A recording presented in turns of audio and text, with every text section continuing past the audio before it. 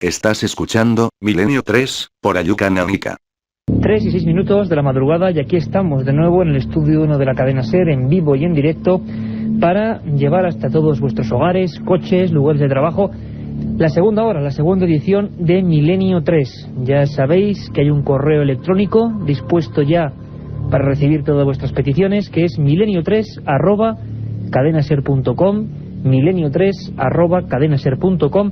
Y también, detalle muy importante, que a partir de ahora comienzan 54 minutos de radio y misterio, además con noticias de última hora. Antes que nada, lo comentábamos en la primera edición, la que hemos hablado de la maldición de Tutankamón, pues daros las gracias, daros pues realmente muestra de nuestra satisfacción por los datos concretos del EGM de esta primera oleada, que realmente han sido sorprendentes y muy favorecedores. Primero, para todas las franjas horarias, todas las emisiones de la cadena SER que han sido líderes de audiencia. Y también, humildemente hay que decirlo, a este pequeño programa Milenio 3, que en sus dos franjas horarias acumula más de 700.000 oyentes. Solamente, lo decíamos también en esa primera edición, esto nos obliga a hacer el programa lo mejor posible, a hacerlo lo más honestamente posible y a intentar que cada semana, cada 7 días, estéis más satisfechos. Hemos hablado esta primera media hora con Nacho Ares, con el director de la Asociación de Estudios de Egipto en Madrid. Hablábamos de que precisamente en la noche de ayer se cumplían 80 años, ni más ni menos, del descubrimiento de la tumba del faraón niño, de Tutankamón, y de toda la maldición increíble que acompañaba al hallazgo de ese sepulcro, de ese sarcófago maravilloso de oro, con una electrolisis o un tratamiento impresionante, y que pesaba ni más ni menos que 1.250 kilos de peso. Hablábamos de las 26 víctimas en la primera emisión, de 10:30 a 11 de Milenio 3, y también hablábamos de que en el Museo Egipcio de Turín, museo maravilloso por otra parte, estaban un poco mosqueados, porque había habido 26 enfermos, algunos de ellos de cierta gravedad y internados en el hospital, por supuestos mareos, extraños accesos de fiebres altísimas, siempre al entrar en la sala subterránea de las momias. Y la gente, la propia directora del museo, Ana María Donadoni, había hecho que la Fiscalía General de Turín interviniese en el asunto porque no era normal. Creo que eran 13 niñas, 7 niños y 6 adultos, entre ellos profesores, que por algún misterio evidente se encontraban muy mal, vomitaban, se caían por los suelos, y algunos de ellos, como digo, ingresados en el Hospital Central de Turín. La Fiscalía intentó averiguar si en las propias momias, en los ungüentos, en las vendas, pudiera haber algún material, alguna sustancia, algún ungüento, como decíamos, que provocase ese tipo de fluvios, quizá combinado o coordinado con la cerrazón de esas salas. Bueno, lo cierto es que nadie a día de hoy ha podido explicar ese cóctel misterioso, porque la gente, justo cuando se cumplen 80 años, pues caen como moscas. Por fortuna no fallecen como ocurrió hace 8 décadas, con Howard Carter, Lord Carnarvon y sobre todo toda la cohorte de personas que sí que hincaron su pie en la tumba, todos aquellos que por vez primera entraron en aquel pequeño sepulcro que, como nos contaba Nacho Ares, parecía que no había sido preparado a conciencia. Parecía también que Tutankamón había muerto rápidamente, inesperadamente, quizá, como hemos barruntado esta tarde, esta noche, asesinado. Ese fue nuestro primer plato del día, primer plato de este menú de misterio que siempre os ofrecemos en Milenio 3, y yo quiero volver a hacer el llamamiento a deciros, bueno, pues que os unáis a este grupo de periodistas, de investigadores, Carmen Porter, Katia Rocha, Carlos Barroso, don Carlos Nicolás, a los mandos técnicos de esta nave de misterio y de palabras, y todos los corresponsales nacionales, internacionales, colaboradores, toda la gente que estará aquí, ha estado y que ha puesto su granito de arena para que Milenio 3 se convierta, como hemos dicho antes, en el programa que dobla todo el resto de opciones de radio. Gracias a todos. Pero la primera noticia importante de esta noche ocurría hace tan solo unos días en Badajoz. En Badajoz, según tenemos noticias, todos los que nos sentimos interesados por el fenómeno de los OVNI, de los objetos volantes no identificados, han ocurrido cosas muy extrañas últimamente. Lo que no sabíamos, o lo que no sabía la gente a nivel popular, es que la policía, incluso nacional y municipal, ha tomado cartas en el asunto. El 5 de noviembre, es decir, hace apenas 5 días, exactamente estas mismas horas, sobre algunos arrabales o zonas alejadas del centro de Badajoz, se observaban objetos luminosos de forma circular y emitiendo todo tipo de destellos. Como digo, uno de los últimos expedientes X, una de las últimas ocasiones en las que personas civiles informan a las fuerzas de seguridad del Estado para que investiguen el fenómeno OVNI. Y para hacernos eco de todo ello, ¿quién sino nuestro corresponsal en esa provincia, en Badajoz, don Andrés Herrera, que realmente ha seguido punto por punto, dato a dato, minuto a minuto, todo lo que está pasando? Don Andrés Herrera, corresponsal en Badajoz, buenas noches. Hola, buenas noches. Pues mira, simplemente los primeros datos nos han llegado a través de una serie de comunicantes que nos habían informado de que una persona en la barriada de Suerte de Saavedra había realizado una llamada al número de emergencia 112. En esta llamada comunicaba de manera bastante nerviosa que había encima de Badajoz un foco de luz que a la vez que se iba moviendo iba cambiando de tonalidad y de color. Parece ser, según me informa esta persona que prefiere permanecer en el anonimato, que este foco se había estado moviendo sobre una zona bastante pequeña. Su tamaño era relativamente más pequeño que una luna llena y le asombró lo suficiente como para que se asustara y llamara al teléfono de emergencias.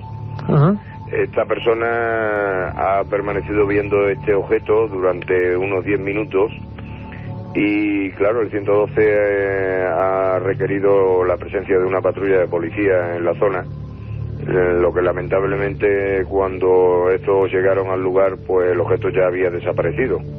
O sea que la policía, Andrés Herrera, se encaminó hacia ese lugar del Estarrade de Badajoz para ver si era cierto. ¿Qué color, o qué colores, o qué movimientos realizó ese objeto en la noche del 5 de noviembre?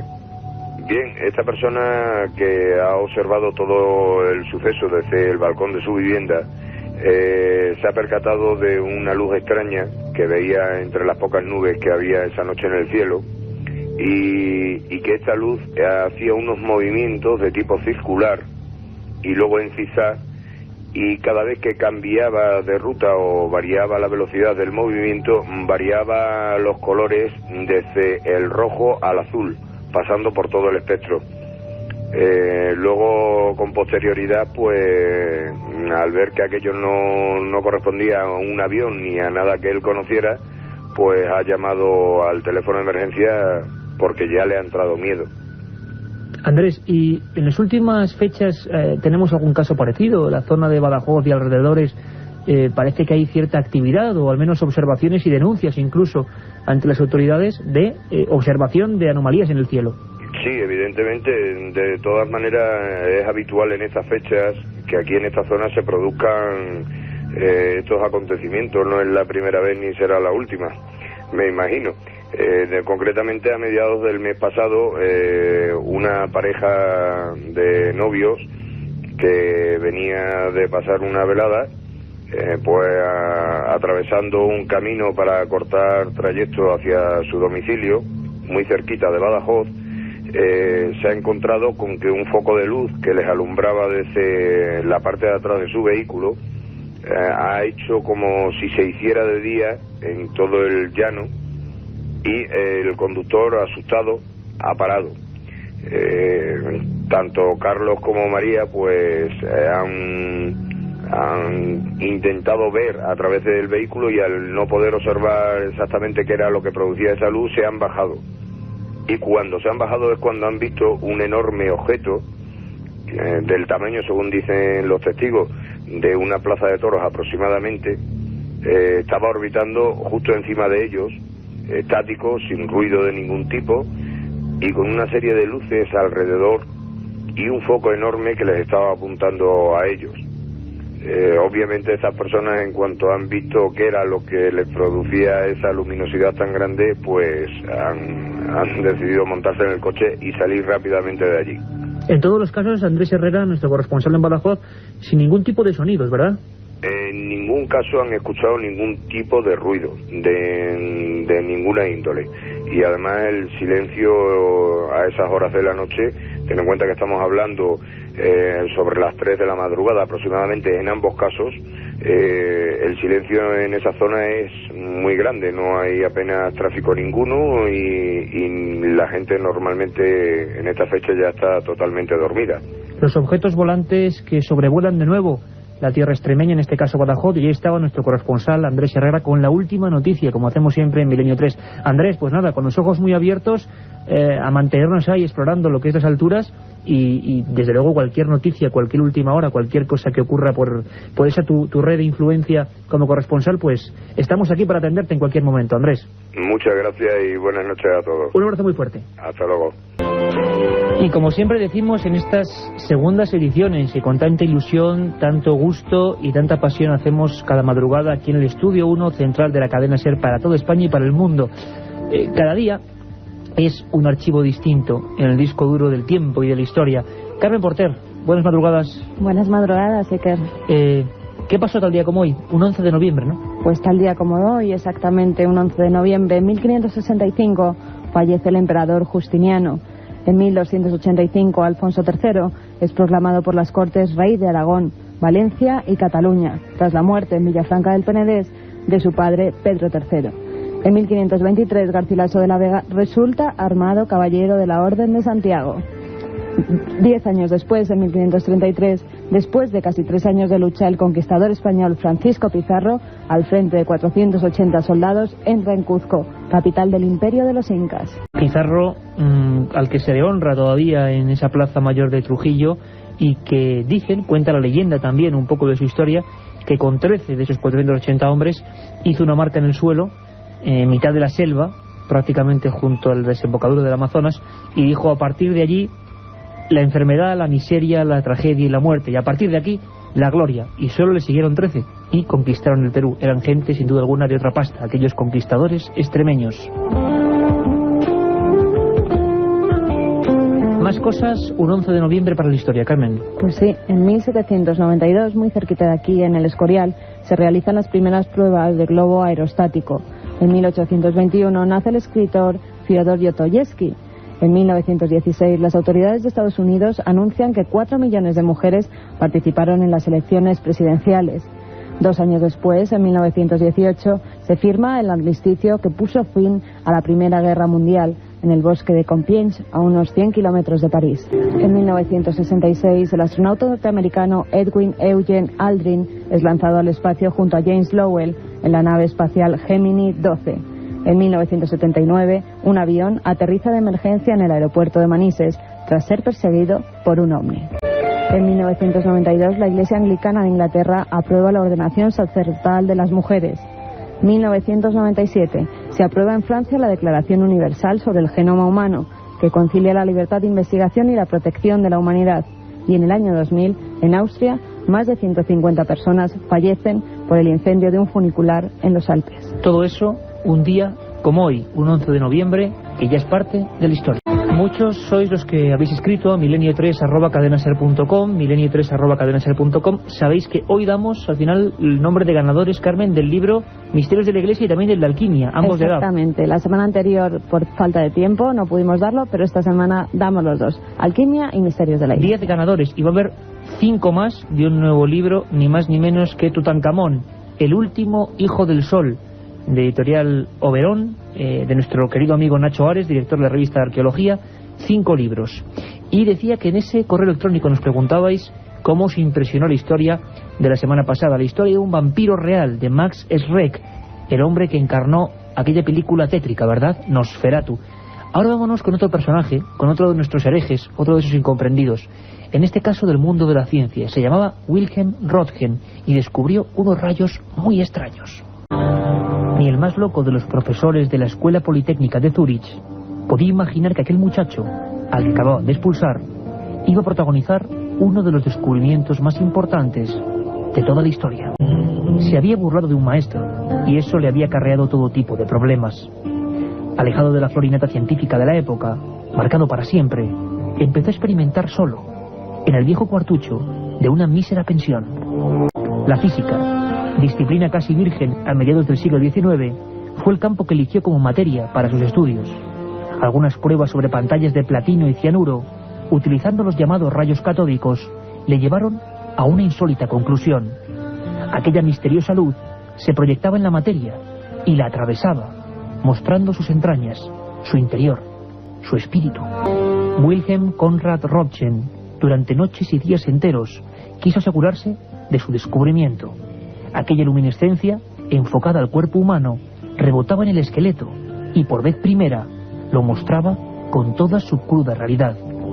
Entusiasmado, este científico hereje se presentó ante sus colegas alemanes con una carpeta rota debajo del brazo en la que se podía leer: estudio sobre un nuevo y desconocido tipo de rayos.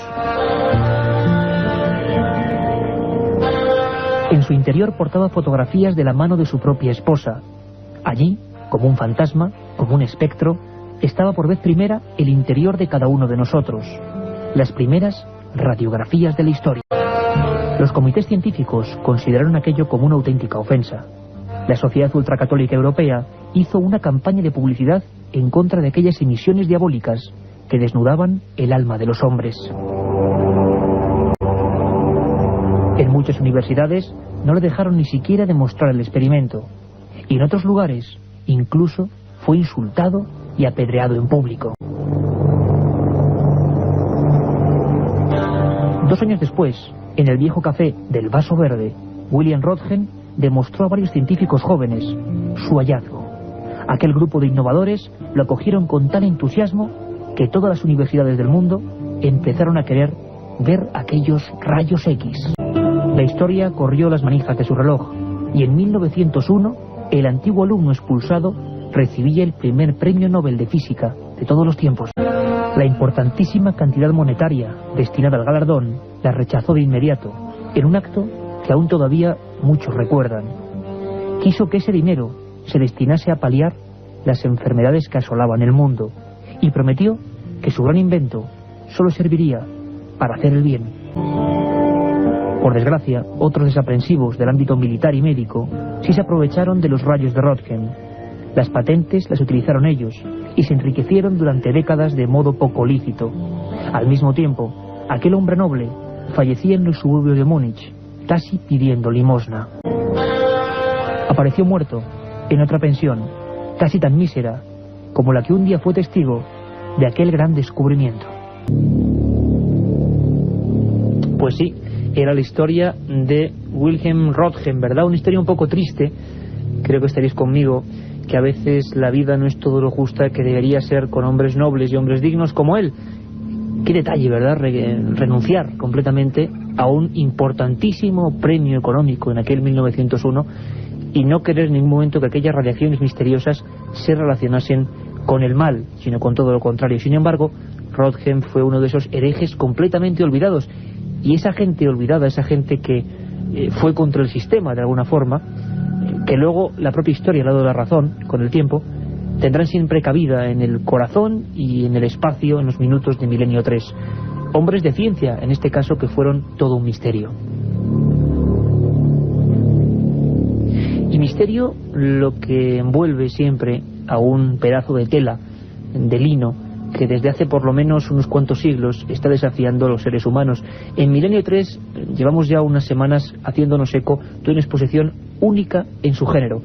Ha ocurrido en Cabra, en Córdoba, y allí se ha abarrotado en la sala varias veces. Los mejores especialistas, entre ellos nuestro corresponsal, José Manuel García Bautista, han estado en ese lugar hablando de las últimas novedades. Y sobre todo lo más importante es que en España, por vez primera a nivel detallado y real, se ha reconstruido la figura en talla. Un imaginero sevillano, con todo el arte que eso conlleva, ha reconstruido exactamente a nivel forense el cuerpo del hombre de la Sábana Santa.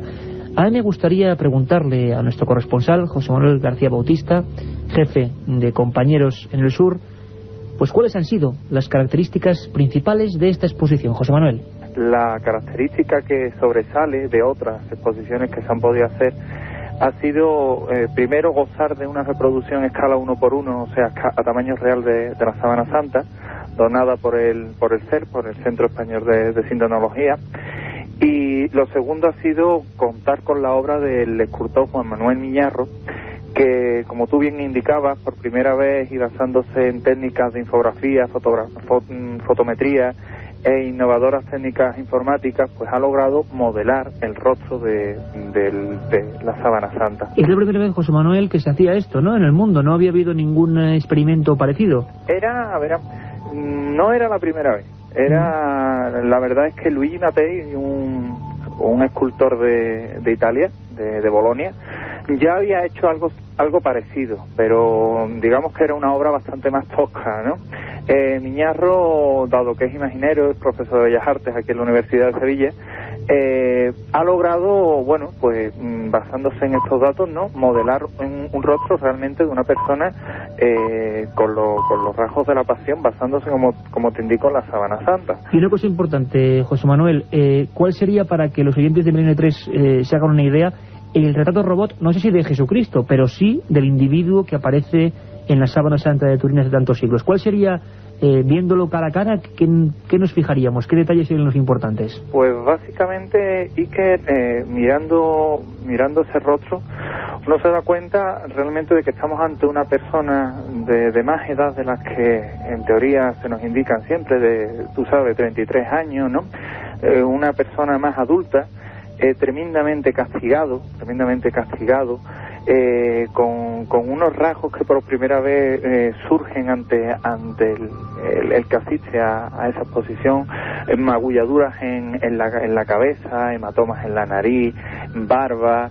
Realmente uno se da cuenta, más que nada, tiene la sensación del terror, ¿no?, del miedo y sobre todo de la terrible tragedia que debió de sufrir un hombre con tal castigo en el cuerpo.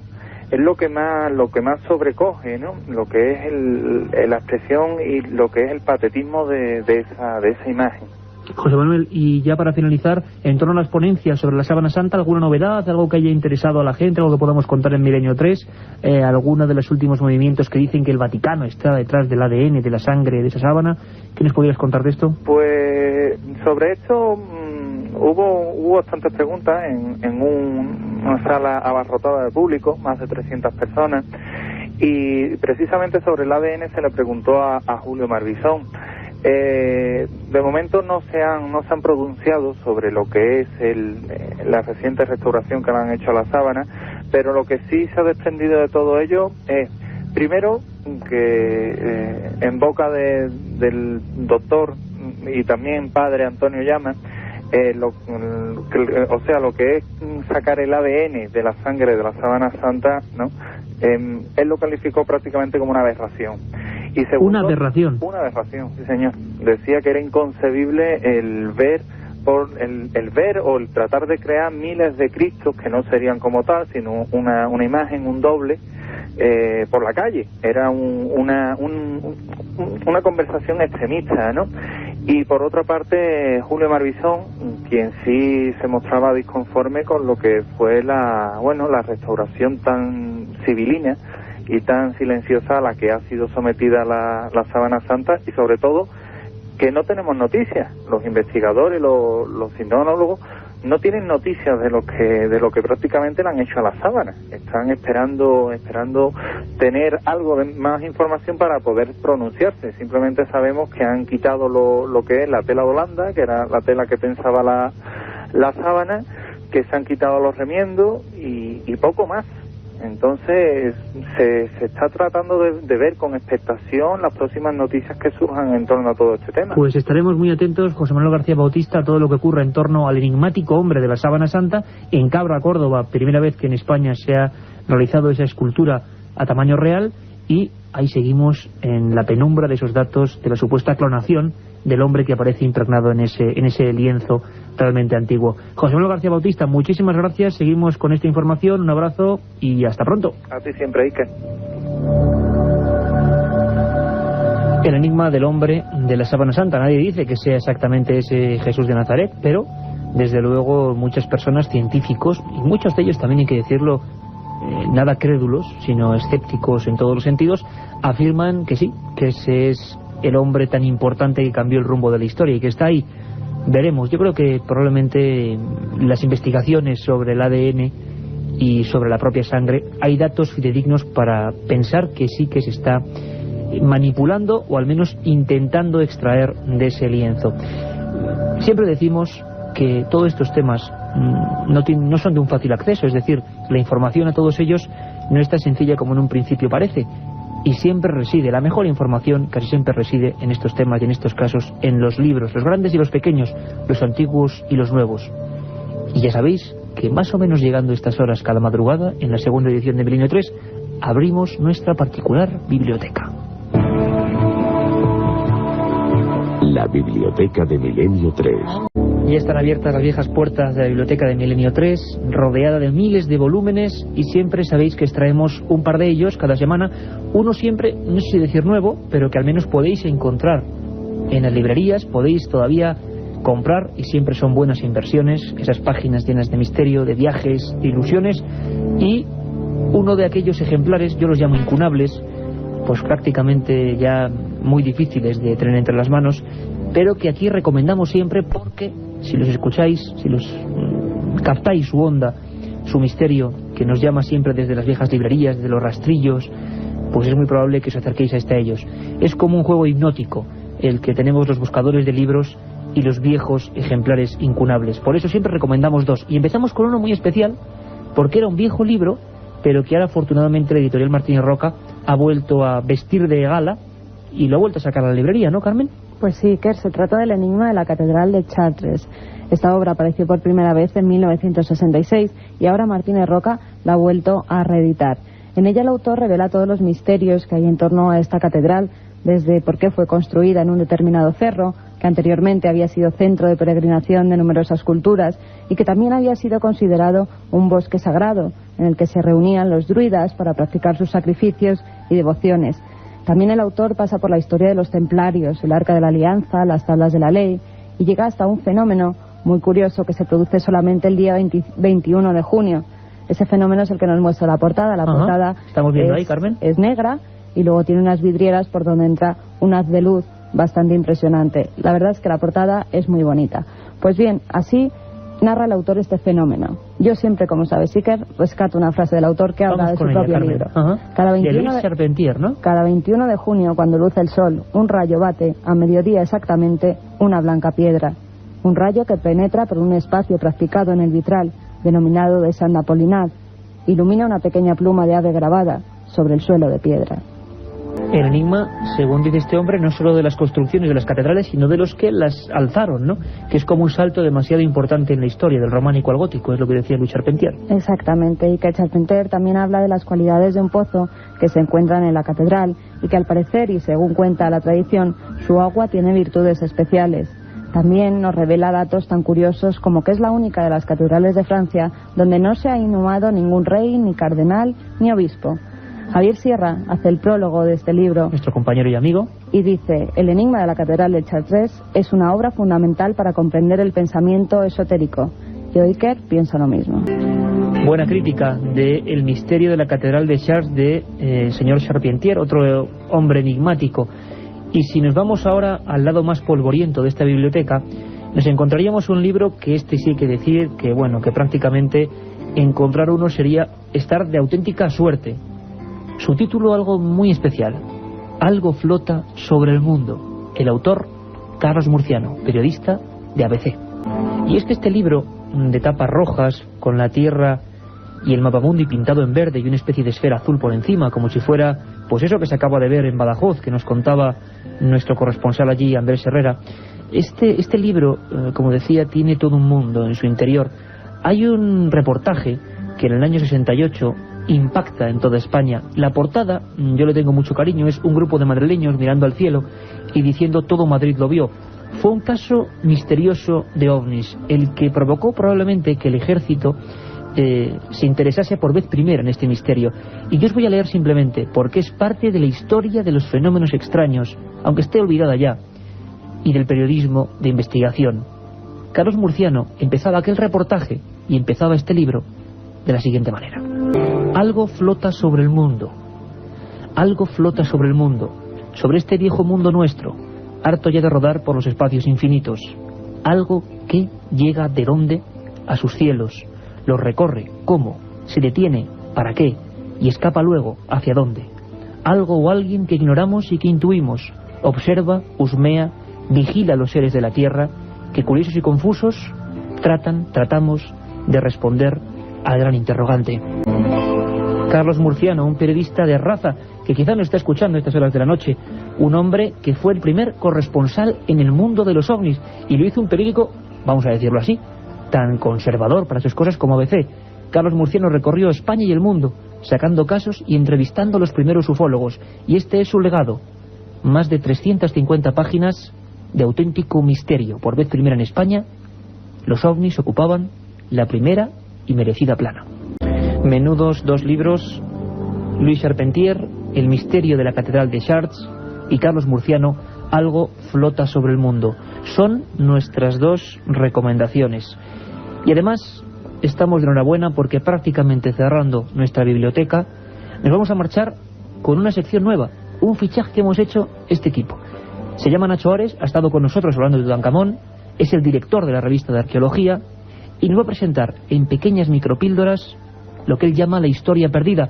Y es que muchos mails enviados a milenio3@cadenaser.com, milenio3@cadenaser.com, nos pedíais eso. ¿Qué fue de las bombillas de Déndera? ¿Es cierto que hay una cámara donde ocurren cosas raras en la Gran Pirámide? ¿Hay una pila que funcionaba hace 3000 años en Bagdad? ¿Y el mapa de un turco llamado Piri Reis donde aparecía América y la Antártida? De todo eso nos va a hablar Nacho Ares, en La historia perdida. En 1966 veía la luz el libro de Charles Hapgood, Los mapas de los antiguos reyes del mar, y en él era publicado también por primera vez el conocido mapa de Piri Reis, un documento de la primera mitad del siglo XVI en el que supuestamente aparecía el perfil de la Antártida sin hielos. El documento fue descubierto en 1929 en el Palacio Imperial de Estambul, y son todavía hoy muchos investigadores los que se plantean cómo en el siglo XVI se conocía el perfil de la Antártida cuando lleva cubierta de hielos desde el año 6000 a.C. La respuesta quizás esté en la interpretación que se haga de este polémico mapa, y que realmente lo que ahí aparece no es el continente de la Antártida, sino otro lugar mucho más conocido de nuestra geografía mundial. El investigador Robert Schoch, geólogo de la Universidad de Boston, ha planteado la posibilidad de que efectivamente Piri Reis lo único que hizo fue plasmar en este mapa los conocimientos de astronomía y de geografía de comienzos del siglo XVI. De esta manera, no sería la Antártida lo que aparece reflejado al sur de la geografía mundial que aparece en el mapa del Piri Reis, sino efectivamente lo que hoy conocemos como el cono sur americano. Quizás la prueba más rotunda aportada por Robert Schoch es que si nosotros eliminamos los miles de millones de toneladas de hielo que hoy cubren el continente azul, la Antártida, desde luego no tendría en absoluto el mismo perfil que hoy todos conocemos.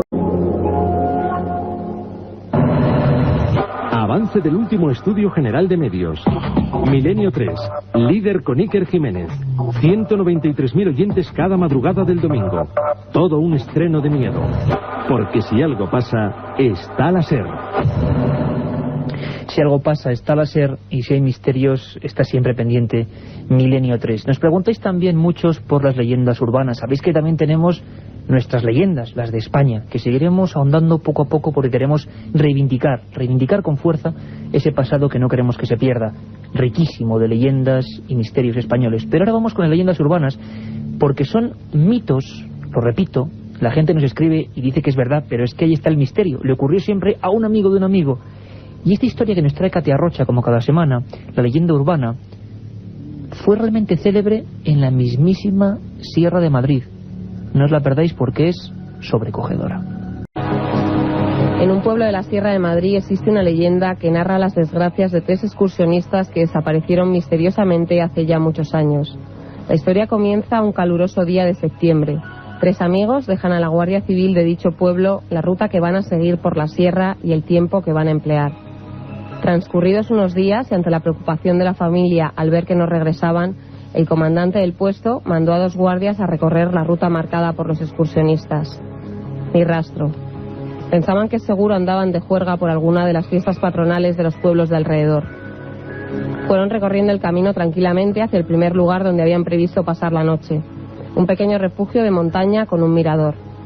Al llegar a dicho refugio, descendieron del todoterreno y mientras uno echaba un vistazo por el mirador, el otro se adentró en el refugio para ver si habían estado allí. Cuando el primer guardia se quiso dar cuenta, su compañero salía por la puerta del refugio con la cara pálida. Al entrar, descubrió las mochilas ensangrentadas y destrozadas de los 3 excursionistas y 3 cruces pintadas en la pared con lo que parecía ser su sangre. Pese a las intensas labores de búsqueda, no se encontró ni rastro de los cuerpos y nunca se supo nada más de ellos. Desde entonces, nadie ha vuelto a dormir en aquel refugio que ahora es conocido como la Casa de las 3 Cruces. Un viaje en busca del misterio. Milenio 3, en la SER.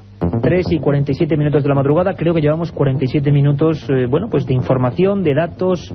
Primero Badajoz, luego era Córdoba, luego los libros. Espero que estéis pasando junto a nosotros. Nosotros lo pasamos bien y espero que vosotros pues sintáis también esas buenas vibraciones. Estamos aquí en la penumbra del estudio 1 y bueno, es el momento de las noticias. Han pasado muchas cosas a lo largo de estos 7 días, Carmen Porter.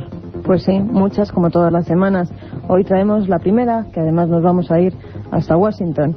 El hombre sí llegó a la Luna. La NASA ha encargado un informe para probar que el hombre llegó a la Luna en 1969 y así disipar todas las dudas de aquellos que aún creen que Neil Armstrong nunca pisó el satélite terrestre.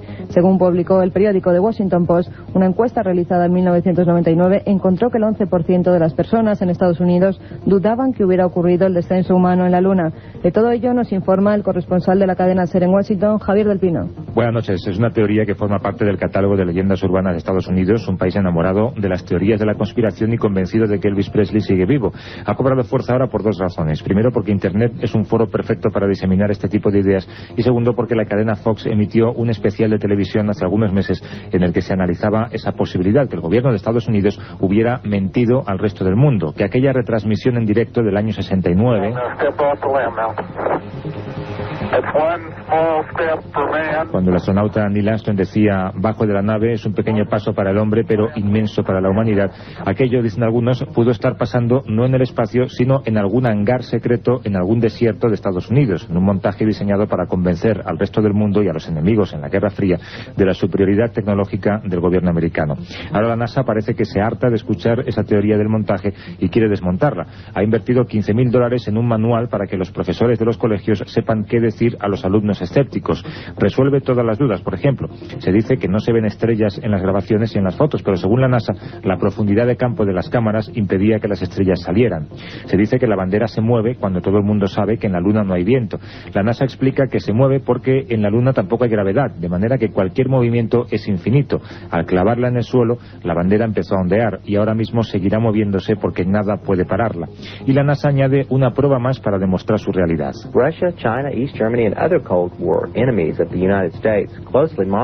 Rusia, China, Alemania del Este y otros enemigos de Estados Unidos durante la Guerra Fría seguían de cerca nuestras misiones a la Luna. Era muy fácil determinar si las señales de radio llegaban o no desde la Luna porque se podía comprobar en las conversaciones con la base que el retraso de la señal era proporcional a la distancia con la Luna.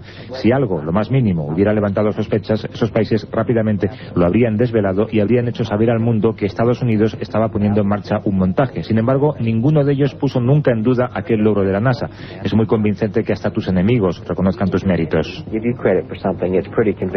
Un detalle más, hace poco tiempo el productor de un programa de televisión que pretende demostrar que el aterrizaje en la Luna es mentira, se encontró en un hotel de Los Ángeles con Buzz Aldrin, uno de los 3 astronautas de aquella primera misión.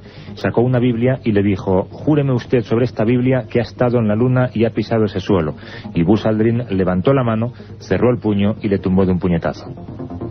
Sencillamente genial, don Javier del Pino, nuestro corresponsal en Washington. Identificado, Carmen Porter, el niño desconocido del Titanic 90 años después. El cuerpo de un niño de 13 meses que perdió la vida en el mítico naufragio del Titanic ocurrido hace 90 años ha podido ser identificado gracias a un análisis de ADN. Hasta el momento se le llamaba el niño desconocido, como reza la lápida del cementerio de Halifax, Nueva Escocia, donde reposan sus restos. Ahora se ha sabido que se trata de Eino Vilhelmi Panula. El bebé procedía de Finlandia y se dirigía a Estados Unidos en compañía de su madre y otros 4 hermanos para encontrarse con su progenitor. 6 horas después del hundimiento del Titanic, el cadáver del bebé fue encontrado en el interior de una lancha de salvamento. Los tripulantes del barco de rescate canadiense decidieron llevar el cadáver a Halifax, donde fue sepultado el cuerpo del pequeño junto con los de otras 120 víctimas del naufragio.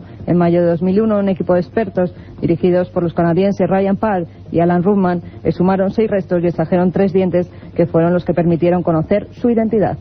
Y Egipto sigue siendo noticia. Hablábamos de la maldición de Tutankamón en la primera parte de Milenio 3 y parece ser que ahora se ha encontrado, es decir, se ha excavado, pero no es que se ha excavado, es que estaba medio ahí salida, una figura de 100 toneladas del gran, casi hombre dios, Ramsés II, Carmen. Pues sí, que es una estatua de 100 toneladas de peso que representa a una de las esposas del faraón Ramsés II.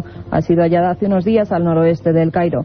La pieza, que está fabricada en granito rosa y mide 11 metros de altura y 3 de ancho, fue encontrada por un equipo arqueológico egipcio-alemán.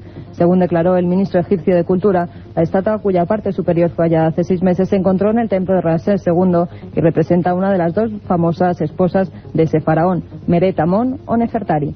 La estatua representa a la reina de pie y lleva en su mano izquierda una flor de loto. Por su parte, el secretario general del Consejo Supremo de Antigüedades Egipcias, Zahi Hawass, explicó que las 2 partes del coloso serán unidas y restauradas para luego ser instalado frente al lugar del hallazgo. Y por último hay una noticia muy curiosa, porque yo recuerdo a determinadas revistas, incluso en España, que sacaron en su portada al presidente Bush, sin más ni menos, y a Clinton, pues dando la mano a un extraterrestre que desde luego era un tipo, hay que decirlo así, y si me permiten la expresión, estas horas de la madrugada, un auténtico bigardo con un traje como de polipiel o escaipiel o algo así extrañísimo, con una careta grotesca, y que daba la mano al presidente. Y algunos rotativos completamente, claro, sensacionalistas, dignos de salir en la televisión, tal y como está hoy en día la caja tonta, pues nada, decían que realmente había una reunión entre los presidentes de Estados Unidos y auténticos seres de otros mundos. Y ahora parece que como 10 años después hay una sentencia por aquellas fotografías, Carmen. Sí, que era un fotógrafo ha ganado el juicio contra el periódico sensacionalista The Weekly World News, después de que este publicara una fotografía del expresidente Bill Clinton en la que aparecía junto a un extraterrestre. El Tribunal de Apelación de Estados Unidos ha ordenado al diario que pague al fotógrafo Douglas Bruce $25.000 por trucar su fotografía y mostrarla en la portada. No es la única vez que este periódico publica este tipo de montajes. También durante la campaña presidencial norteamericana del año 2000, George Bush aparecía en una toma dando la mano a un alienígena. Curiosísimo, ¿verdad? El bueno de Obélix diría que están locos estos yanquis, pero esas gracias de poner a sus presidentes saludando a un extraterrestre, pues bueno, pues simplemente genios y figuras. Y ahora ya prácticamente enfilando los últimos 5 minutos de programa con esta sintonía que ya nos pone don Carlos Nicolás y que significa, y todos lo sabéis, que empieza la recta final, es decir, el momento para vuestros mails que han sido enviados durante este programa, durante estos minutos, Carmena. milenio3@cadenaser.com, milenio3 con número @cadenaser.com. También hay un teléfono de contestador, 915324532, 915324532. Antes que nada, Iker, vamos a dar los ganadores. Vale, porque siempre de los se nos olvida, libros, porque si no luego no nos da tiempo. Muy bien, muy bien. Los ganadores de Misterios de la Iglesia son José Ruiz Paz, Ramón Beas Álvarez, Ana Galán, María Luisa Vázquez de Parga, Roberto Alarcón Sánchez. Y los ganadores de la semana pasada del libro Alquimia, de Mar Rey Bueno, son Ernesto Lafuente, Félix Amorós, Carmen Gómez Fernández, Óscar Sánchez y Javier López. Perfecto, esos son los ganadores, 10 personas que se han llevado 10 libros magníficos, además, uno de ellos Misterios de la Iglesia, que va por su tercera edición, y otro de ellos Alquimia, de Mar Rey Bueno. 2 buenas adquisiciones, sabéis que aquí siempre regalamos cultura. Y ahora sí, Carmen, con esas peticiones, sugerencias, críticas, felicitaciones, lo que sea. A ver, ¿qué nos ha llegado ya al buzón de Milenio 3? Pues Chris nos ha escrito para sugerirnos un programa sobre ángeles. ¿Qué son? ¿Cuál es su misión? ¿Qué clase de ángeles hay? ¿Qué diferencia hay entre arcángeles, serafines, ángeles caídos? Bueno, pues me quedo con la cara un poco de extrañeza porque yo personalmente no sé absolutamente nada de ese tipo de cosas, pero como siempre hacemos, intentaremos encontrar a alguien que sepa y que nos lo cuente. Eduardo Álvarez Chao dice: Iker tiene datos de que hay de verdad y que hay de mentira en relación al tema de la masonería dentro de obras artísticas. Se dice que Mozart en su flauta mágica metió un sinfín de símbolos masónicos para que solo los detectaran los neófitos masónicos y pasaran desapercibidas para el resto de los mortales. Bueno, hay muchas teorías en torno a eso. Incluso yo he escuchado que Gaudí, el gran Gaudí, que dejó sus mejores obras en Barcelona, tenía una relación muy concreta y muy estrecha con la masonería. Es un tema complicado de tratar, es un tema donde hay más desinformación que información, pero sin duda alguna lo haremos.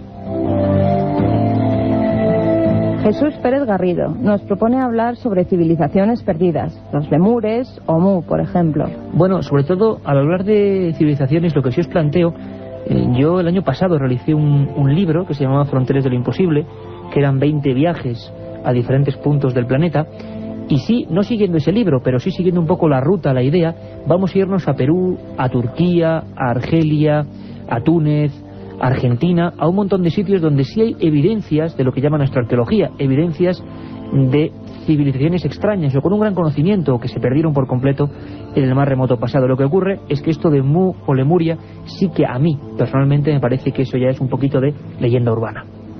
Fernando Pérez García dice: me llamo Fernando y soy un aficionado a vuestro programa. Como no he oído todos vuestros programas, me gustaría saber si hay alguna forma de poder oír algunos ya emitidos.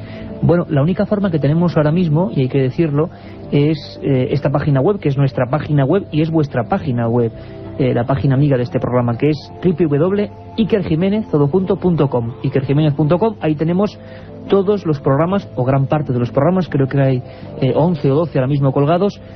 Aquel programa fantástico sobre las caras de Belmed, sobre la policía y las casas encantadas, un montón de historias en www.ikerjimenez.com para ser descargadas.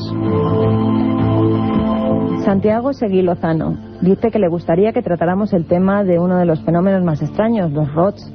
Los ROTS, realmente, nuestro compañero Francisco Contreras Gil, que fue uno de los reporteros que indagó primero en esas historias, y que precisamente en esa web tenéis fotografías impactantes, una especie de bastoncillos, de luces misteriosas.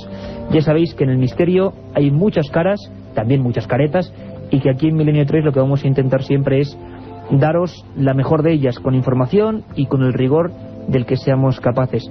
Simplemente, cuando estamos ya despejando prácticamente este estudio 1 de la cadena SER, reiteraros las gracias, las sinceras gracias de todo este equipo, de los que están en los mandos técnicos, de las personas, como decíamos, que ejercen su labor de corresponsales, porque creemos que es una fantástica noticia que Milenio 3 haya alcanzado esos índices de audiencia. Muchas gracias a todos, y simplemente reafirmar nuestro compromiso de cada semana. Aquí tendréis el misterio y el periodismo de investigación. Un abrazo para todos, nos vemos en 7 días.